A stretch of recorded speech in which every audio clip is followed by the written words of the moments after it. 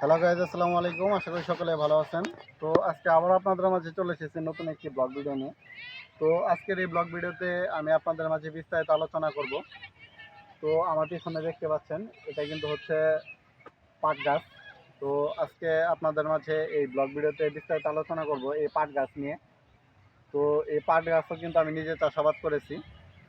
তো আমি কিন্তু অনেক ফসলের চাষাবাদ করেছি। আমি অন্যান্য ভিডিওর ভিতরে আপনাদেরকে দেখানোর চেষ্টা করেছি এবং আজকে আপনাদের মাঝে বিস্তারিত আলোচনা করব এবং আপনাদের মাঝে তুলে ধরার চেষ্টা করব এই পাট চাষাবাদ নিয়ে।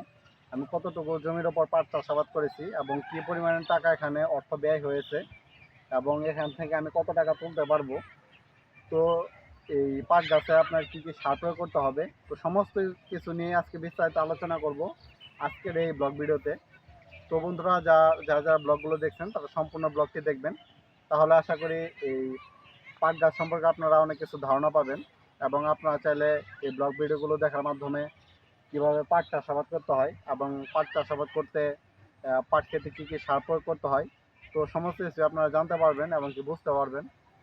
তো বন্ধুরা, এই যে দেখতে পাচ্ছেন, এখানে প্রায় হচ্ছে 12% জমির ওপর কিন্তু এখানে পাট চাষাবাদ করা হয়েছে।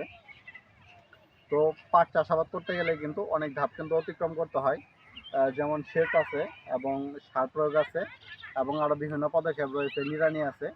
তো সমস্ত কিছুর পরেই কিন্তু এই পাট গাছগুলো কিন্তু এই যে এত বড় বড় হয়, তো দেখতে পাচ্ছেন। তো এখানে আপনারা যে পাট গাছগুলো দেখতে পাচ্ছেন, এগুলো কিন্তু মোটামুটি কিন্তু বড় হয়ে গেছে পাট গাছগুলো। তো বর্তমানে যে বাজার অবস্থা, মোটামুটি পাটের দাম কিন্তু অনেক রয়েছে। তো আশা করছি এই পাট গাছগুলো কেটে এবং বাজারে বিক্রি করার মাধ্যমে আমি অনেক লাভবান হব।